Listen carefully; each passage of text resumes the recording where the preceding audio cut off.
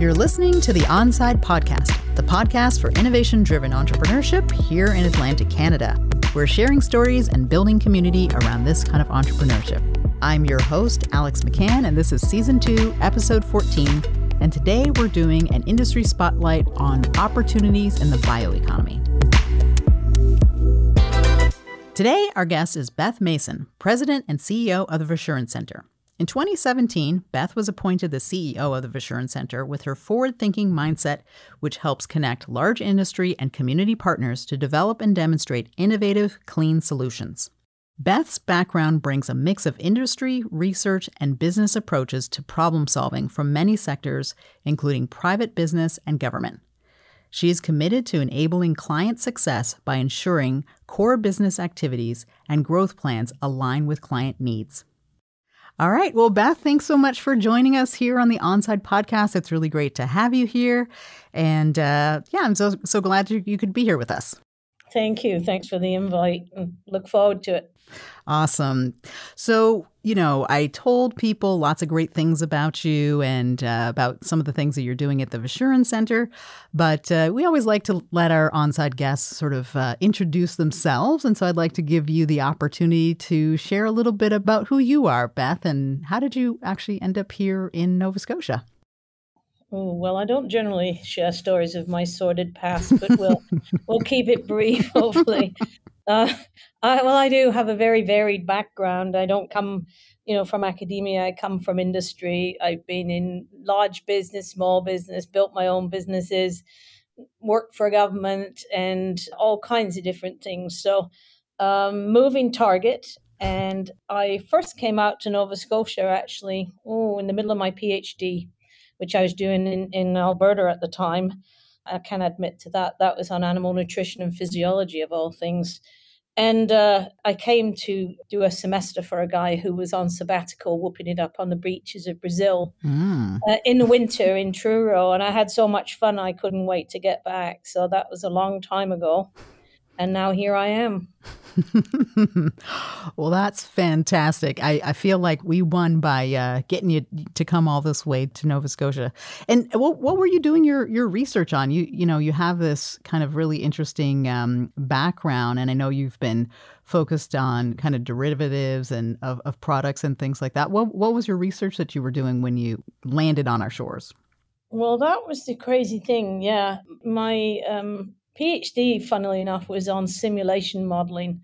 And that's so long ago, it baffles me that, right now we're just getting around to doing things like digital twin and machine learning. I'm not going to say how many decades ago we were already talking about replacing doctors at that time with AI. So I guess it just took a little bit longer than I figured. So when I came this time, it was really more to build my own business, which was on marine natural products extraction. So, and that follows a lifelong tradition for me of looking at ways to upcycle waste nutrient supplies. It's pretty much everything I've done in the past has touched on that. Mm-hmm. And was that your particular, because you're from the UK, right? Scotland, is correct? So was your closeness or proximity to the ocean and the water there, is that what got you interested in sort of the marine extraction kind of research, or what kind of got you excited there? Yeah, you're digging out those pieces I don't tell people. When I went to university in Scotland, most of my cohort already owned farms and were dairy farmers or arable farmers in Fife. So I was in Edinburgh.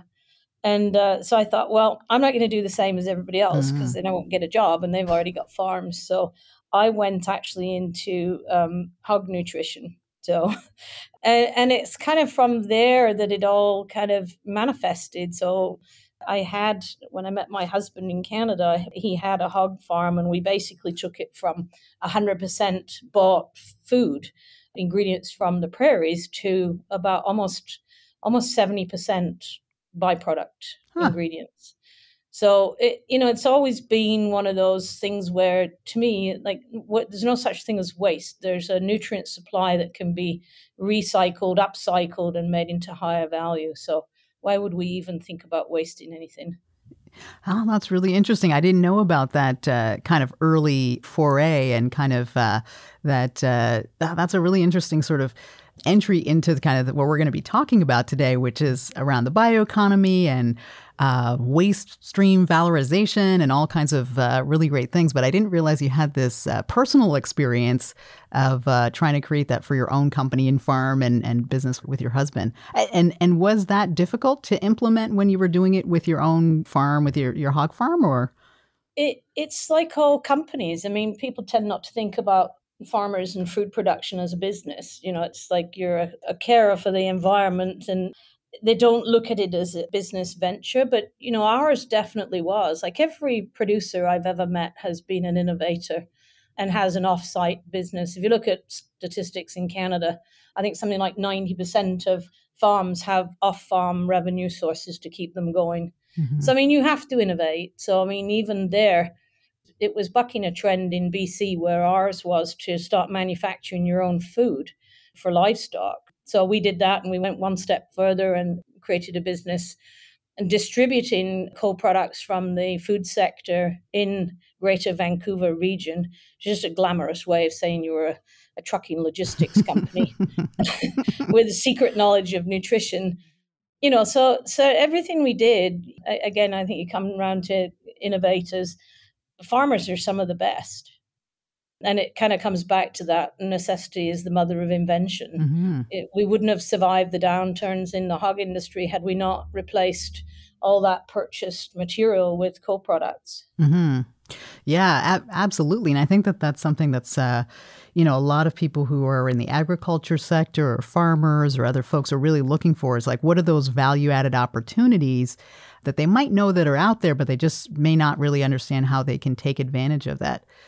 So I have a question. How did you then move from doing this for your own business and, having your specialty logistics company and creating all these other co-products or byproducts that you were able to feed back in? How did you move from that into doing more of the research? Because you also have a industrial research background as well. Is that what happened when you kind of moved to Nova Scotia and to Truro? Did you make that kind of leap from the managing and of your business and your farm and then moving into kind of a more innovative look at sort of bioeconomy stuff? Or how did you make that leap? I'd always worked wherever I was doing any sort of applied research, always worked with, an academic institution, because generally they had those early stage tools to be able to dig deeper than we could in terms of direct application. So it wasn't new, and coming here, we'd already established a supply of marine ingredients and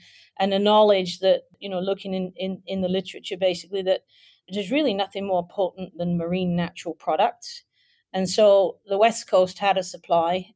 And when I came out here, it was quite clear the East Coast has a supply of much underutilized marine resources. And so combining that knowledge of functional molecules and nutrition with supply and logistics and business creation is really what I came to do. And then somehow managed to be in charge of the Verschuren Centre. Just, somehow, just had the right combination of skills. Well, let's talk about the Verschuren Centre. But before we do, maybe for some of our listeners who, this might be the first time that they're kind of hearing about the bioeconomy, how would you describe the bioeconomy? Like, what is that? Oh, probably heard my definition before, and that is all things that you can make from petrochemicals, you can make from a biological source. A petrochemical is basically a carbon chain and then is refined, and carbon exists in basically all our primary commodities that we produce across Canada, whether that's forest biomass, whether that's pea starches from cereal crops, or whether that's, methane from gas production.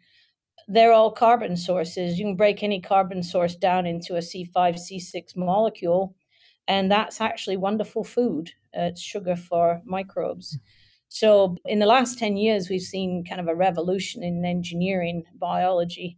And now you basically can take a little slave microbial or yeast or algae and make it produce from those sugars any of those things that you can make from petrochemicals. And that pretty much touches everything in our lives.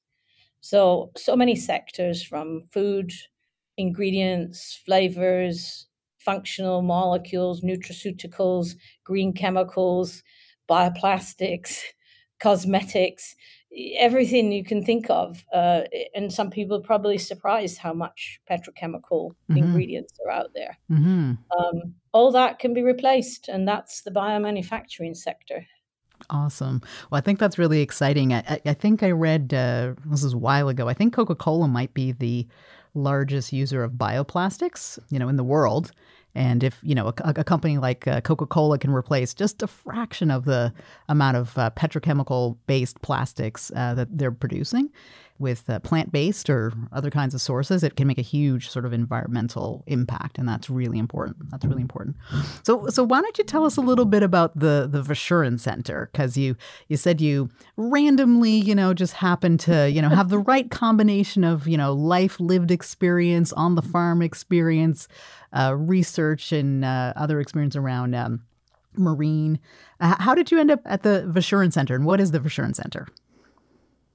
Oh, yeah, I came out to build my business, but I met our founder when I came here, and was convinced that in Atlantic Canada there was incredible potential, somewhat untapped, to grow the bioeconomy.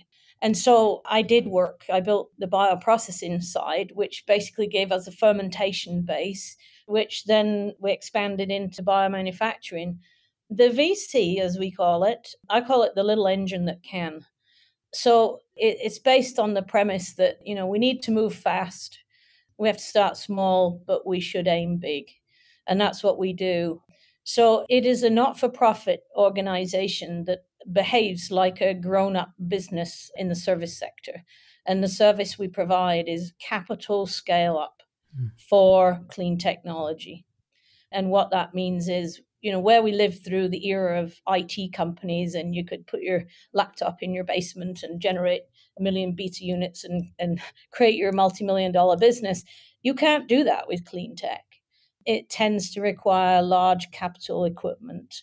And so what the Verschuren does is to try to build those platforms so that they're a shared use resource. And that way, lots of new innovative companies can come through here and scale and connect with the large corporate or government partners that we have to deploy their technology. So our number one mission is to get clean technologies deployed fast. Mm-hmm. And what kinds of companies are operating out of the Verschuren Centre right now? I know there's been a few new ones that have sort of come under your wing. What kinds of companies are there? And then what do they make or do, so our audience can kind of get a sense of that? Yeah, there's sort of two main divisions that we have. The one is, and I split them into, scope 1, scope 2 emissions when it comes to our mission to decarbonize our economy. The scope 1 is our energy division, modeling net zero pathways and pulling technologies in to achieve that. And the scope 2 is the procurement chain. How does a manufacturing company find green, sustainable products? And that tends to be where our focus has been on biomanufacturing and thermochemical transformation. So types of companies, and this is the beauty of this platform technology. As I said, it hits almost everything you can imagine. But those tend to be derived from SynBio, which is we have some top-notch universities in Canada producing entrepreneurs who have created a bug, as I call it, that manages to spit out the desired compound. And that might be a company producing a cosmetic ingredient. It might be a company producing a biopolymer preliminary, or a bionylon. And so you can start to see like those companies target everything that we do. Mm-hmm. And yet, they're all kind of early stage businesses. So there's all kinds of cool things. I never cease to be amazed. It ranges from preventative therapeutics for livestock health. It's just every company that comes in the door blows me away. I think I remember touring there, and you had some companies that were making some products for wound healing. I know there were some companies, I think, focused on fuel. I mean, the range of things that are possible are really, really kind of staggering and really kind of interesting. When I kind of think about the companies that are in there, and you're really kind of trying to push the boundaries in terms of the kind of value that can be extracted from, whether it's from ag sources, marine, forestry products, whether it's cellulosic technologies that are being deployed or things like that. Can you maybe share with folks a little bit about what goes on at the Verschuren Centre is a little bit different than kind of like your traditional sectors or industries? So how does it take things further than, a company that's making pellets, from forestry products or something like that? How do we, because it's a little bit beyond that. What's kind of the difference? Yeah, it's a good analogy. So, I mean, if you think of the forestry sector alone, typical products would be things like, Alta Biota producing biographene, which is a small molecule and at small inclusion rates brings incredible strength to concrete, or can be used in dyes and colorings and all kinds of applications. So you're in an area where, and biomanufacturing is the same, like you can't use our Cadillac equipment if you don't have a high value molecule. So things like food flavorings, the values of those kinds of functional ingredients tends to be in the thousands of dollars per kg. Where if you're simply taking forestry biomass and making pellets, then you're, maybe into 100 per ton, a ton being 1,000 kgs. So you can see the magnitude of value increment by refining, basically. This is all that you're doing, whether it's a thermochemical process or a fermentation process. You're refining those value molecules so that you're targeting a very high-end market of functionality. Yeah, and I think that's that level of specialization, and I guess maybe the flexibility in which the things can go into. I'm always impressed, that from the same source of material, you can develop a flavoring, a fuel, all kinds of additives, and so I think it's, as the demand for inputs, whether it's in in the biotech space, or I definitely know, I'm a woman, and, I like to, wear cosmetics sometimes. Like, people really demand really high purity, high grade ingredients that go into cosmetics or topical ointments or things like that, things that demand a very high price and purity and level of efficacy. And I think those are the kinds of things that can be derived from these kinds of processes. Yeah. Yeah, and I mean, the thing about the Verschuren Centre is not only can we help those companies produce enough at scale for clients to test, and therefore, let's say take cosmetics, you need enough to do a test run before a cosmetics company is going to buy that product. That's where scale is critical. So it's critical in getting enough product out to the market to test. And that test then is critical in generating the next level of investment. So, I mean, one of the things to remember about the companies coming here is that not only do they build a team and they build their own jobs, but they attract an awful lot of investment to be able to get to that stage where, you trust it and it's being used by a large company that everybody would know the name of, right? Yeah, interesting. And, we talked a lot about the companies that are there they're piloting and scaling and trying to build their teams. But what are some of the challenges that you're seeing kind of in Canada's bioeconomy or in bioprocessing in Canada or in Nova Scotia? Are there some things that are sort of blocking these types of companies that you either have at the Verschuren Centre or others that are across Canada? Because Canada's we're very resource blessed, I would say. And so whether it's from canola to a marine or algae, all these things, we're very resource blessed. But other than the actual resources themselves, like, are there some things that are kind of getting in the way that would prevent these companies from growing and scaling? Yeah, there's, in clean tech, there's some commonalities for businesses' growth to scale, and they're common across all those sectors. Number one is capacity. Like, capital cost of equipment is prohibitive. So it doesn't just need a laptop, right? So that's, how to finance that in an efficient way. And that's why our open access model, I think, is attractive, in that every company then doesn't need to find, $1 million to put this reactor in when they only need it for this phase. So, you're making efficient use of capital. So, when you look at what we're building in the 10,000 litre capacity, there is only one other vessel that size in Canada. So when you look at the number of SynBio companies coming out, where are they going to go? So they go to the States or they go to Europe. where some of that capacity exists, but even they recognize capacity is an issue. Last week, the Biden administration announced $1 trillion investment in biomanufacturing for the US. So when you think of our little $10-15 million implementation at this scale, we're going to need an awful lot of those across Canada if we're going to create the capacity. So that's one challenge. The second is, and it's common to a lot of businesses, building a business team. So, when clients come to us, they're very knowledgeable in their core technology, but they need help in terms of engineering, design, team building, HQP, all of those things that, you kind of figure you build a technical platform, job done for us.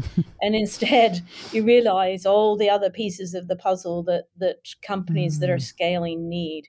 They don't just need a wee office or a program. They need all kinds of help. So that's another one. And probably the later stage is a regulatory and procurement play.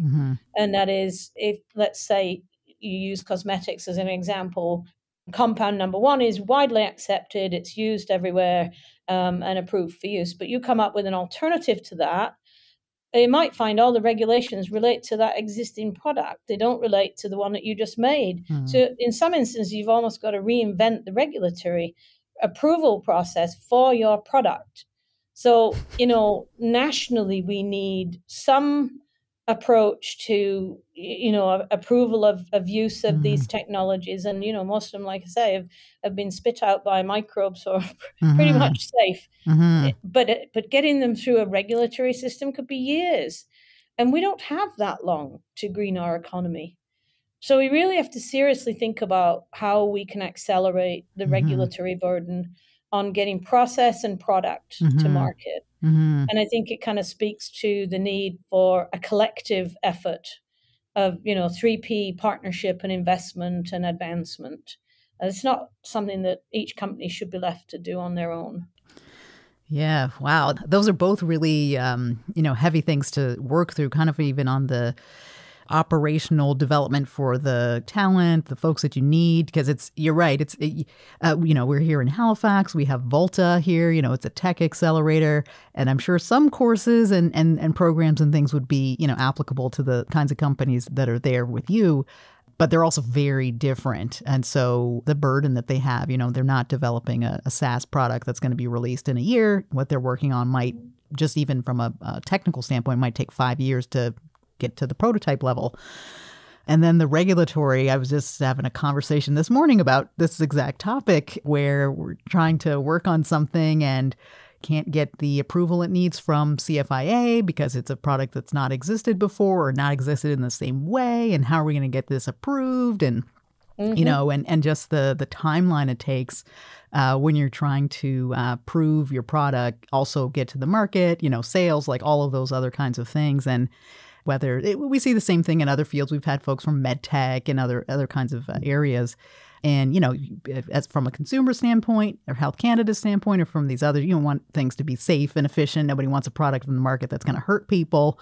But when you're on the cutting edge, making sure that there's processes that are in place that can be complementary or, move things along. And especially, I guess, what I'm kind of hearing is that the U.S. in particular is going to be making this huge investment. And there's a little bit of a risk that if we don't double down, our companies are going to be, attracted. Because we're really great in Canada at, that early stage. We're pretty good. It's like we're world known. We got great research facilities, all that good stuff. We get to a certain point, and then you kind of plateau. And then if you keep going, you want to stay. But it's pretty tempting, especially when there's a lot of money, flowing around. And I don't know, I'm not an expert on U.S. regulatory, but in certain product areas, it's definitely a little bit more flexible. I'll just put it like that. So that is definitely a challenge. Yeah. Yeah. I mean, we tend to follow what the US does, but I mean, all is not lost. I mean, you've seen the speed of approval of vaccines by a collective effort. We really need to do that for things other than vaccines now. We know it can be done. And we know it's going to move faster if you do it together. So that's all we've got to do. And then, from the perspective of losing companies, if we build technology platforms here, if we build capacity here, the venture funds are coming. They're already coming here. So there would be no need then for those companies to leave and go to the US. And that way we keep not only the talented entrepreneurs that are generated here, but the IP that's generated in Canada, in Canadian research institutions. And it's a miss on Canada's part not to put some investment into that post-academic sphere of technology platforms and shared infrastructure. Otherwise, as you said, we are going to miss. Well, other than that, keeping things on a positive note, what's something that you're excited about when you think about the Verschuren Centre or the future? We do have these challenges. There are these obstacles that are out there. But, this is a very exciting space. And especially now, there's so much focus on climate adaptation, climate technology, food security. What's something that's really exciting or that you think about when you think about the work of the Verschuren Centre or the bioeconomy? I think actually with a colleague and co-conspirator this morning, we were talking about actually recognizing the successes that are coming out. And when we see companies that have made it through that gap and are at their seed rounds and moving into Series A, to me, that's incredibly exciting because with our 10x capacity, with where those companies are getting to already, we're going to finally see deployment. And so what excites me is the thought of those first plants in Canada actually manufacturing those sustainable ingredients and materials for our manufacturing sector. That will be awesome. Yeah. Yeah, I want to be at all the ribbon cutting ceremonies. That'll be great.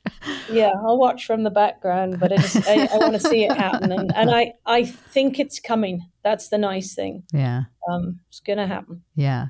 Well, for folks who are listening in, who've gotten excited about everything we've talked about today, what kinds of skills do you need to enter into the bioeconomy or be focused on bioprocessing? What kinds of skills, if there's a young person out there that's I'm interested in clean tech and things like that. What kinds of skills are needed to kind of go into this space? And any particular recommendations for people who are from BIPOC communities as they're thinking about that as well?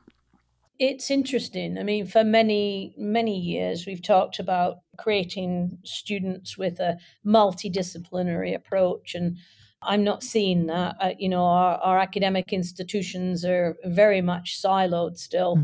I would say, as a young person, open the door, think broadly, and align yourself with a whole load of skill sets. Don't narrow.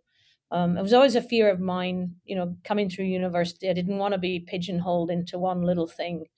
I think, we also don't teach logic and kind of problem solving. If you're a problem solver, this is a perfect space for you. So I think as time goes by, we're having to look already, and I thought we would do this later in this process, but right now we have to start immediately looking at upskilling. So for downstream extraction engineering, we're pulling from the oil sector because those guys have technical, hands-on, at-scale knowledge on extraction equipment. We have an incredible diversity in our fermentation technology people who operate. We just need people who've operated at scale. So I think we're working with other entities like NGen, the manufacturing supercluster, and federal programs to look at what do we do to upcycle people faster, right? So for skills development, where there might be a background in something else. I mean, maybe we find someone who's been in the brewing industry and simply, upskill them into industrial fermentation by adding key skill sets. I mean, one of the challenges that we didn't talk about is, where do we do that? Typically academic centers don't move fast, and we need to move fast. So we need to look for those people who have, a range of skill sets that are a good beginning, and then build training programs around that. And hands-on training is probably going to be a massive piece of that. Even today, nothing will substitute from experience, like hands-on experience. So get into industry, get into manufacturing. At that point, it's possible to translate those skills. Mm-hmm. Well, we definitely have a lot of engineers in Nova Scotia who have gone into the brewing industry. maybe they're looking for something else, so maybe they can come back around. Any thoughts or recommendations for folks who are maybe from BIPOC communities or women? Are there any kind of resources or things like that might be helpful just to even explore or to take a look at kind of the industry? Or maybe at the Verschuren Centre or at CBU or things like that? Yeah, I mean, we always encourage everybody to come and look at what we do, because I think for anybody, regardless of who you are, when you go through school, you're never aware of the massive variety of opportunities that exist. And so I think, even now, people are limited in what they think they can do. To me, it doesn't matter where you come from and who you are. You need to aim high and you'll get there. So I think open the door and get out and explore all the amazing things there are that you can do in today's, even in the bioeconomy, it's so vast in terms of, you might be in sales, you might be in product development, you might be in regulatory, you might be in production. There's just so many things, the array of careers that people could pursue. And there's no reason that anybody should be left behind. Awesome. I love it. And I have one last question. It's one of the ones that we always ask our guest, which is around, we're talking here at Onset about innovation-driven entrepreneurship. What does innovation-driven entrepreneurship mean to you? Trick question. Yeah. And it's not an optional question, is it? You're like, well, next. It's kind of speaks to what I just said. To me, innovation is like invention, 10% genius and 90% perspiration. You look at the entrepreneurs who succeed, and they're the ones who will battle on regardless. Now, I say that with a qualifier, and that is not regardless of the fact that you've actually looked to see that your innovation is needed by somebody. So, I think a successful innovator or entrepreneur has actually been perceptive enough to see that there's a need for what they do and then figured out how to fill it. Yeah. Rather than the reverse where you say, I really like this, I'm going to create this widget. And then you get your head above the parapet and realize nobody wants it. So, one of the first questions that probably weeds a lot of entrepreneurs out is who's buying. So I would say a skilled entrepreneur has actually figured out somebody needs what they're doing. And right now there's a massive need. Therefore, there's a massive opportunity. I love it. That's perfect. I think that's a great way to wrap things up for us in this episode.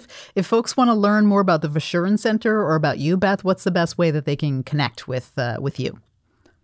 Well, our website is one access point, and I think we have a LinkedIn profile as well. So verschurencentre.ca. Not easy to spell, but just start Googling and you'll find us. Okay, we'll put it up. We'll put it up on our website for people. There you go. That's probably the easiest way to find us. And we can get messages through there from people who are just interested to join the kind of fun activities that we get engaged in, or just want to know more about the direct community impact of some of our programs. So, yeah. Please feel free to reach out. Okay, perfect. Well, with that, I'm going to say thank you to having you on our show today. And for folks who want to learn a little bit more about Onside, you can find us on our website, onsidenow.ca. Please enjoy our podcast by liking and subscribing and giving us a thumbs up and some comments. And as we come to a close, we would like to thank Nova Scotia's Community, Culture, and Heritage. We're so grateful for your support in helping us to make our podcast. And we'll look forward to connecting with you on our next episode. So thanks so much. This has been a Podstarter production.